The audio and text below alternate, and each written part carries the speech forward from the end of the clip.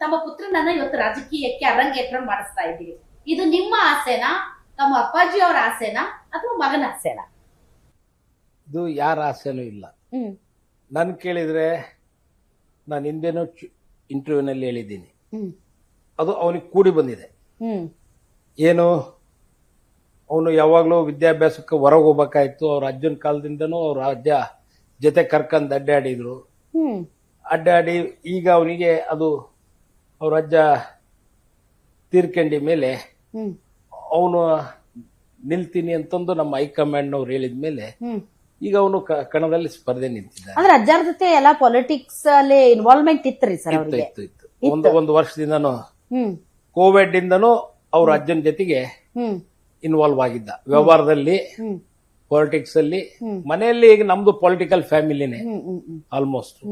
ಪ್ರತಿಯೊಬ್ರು ಬಂದವ್ರಿಗೆ ಹೋದವ್ರಿಗೆ ಎಲ್ಲರಿಗೂ ಏನೇ ಕೆಲಸ ಕಾರ್ಯಗಳಿದ್ರು ಅಟೆಂಡ್ ಮಾಡೋದು ಅದೆಲ್ಲ ಸ್ವಾಭಾವಿಕ. ಪ್ರತಿಯೊಬ್ಬರಿಗೆ ಜೊತೆಗಿದ್ದು ಅವ್ರಿಗೆ ಸ್ಪಂದಿಸೋ ಒಂದು ಕೆಲಸ ನಮ್ಮ ಮನೆತನದಲ್ಲಿ ಮಾಡ್ಕೊಂತ ಬರ್ತಾ ಇದ್ದೀವಿ. ಅದೇ ನಿಟ್ಟಿನಲ್ಲಿ ಅವ್ರ ಅವ್ವನ ಜೊತೆಗೂ ಸೇರ್ಕೊಂಡಿದ್ದ, ಅವ್ರ ಅಜ್ಜನ ಜೊತೆಗೂ ಇದ್ದ, ಪ್ಲಸ್ ವ್ಯವಹಾರದಲ್ಲಿ ನೋಡ್ಕೊಂತ ಇದ್ದ.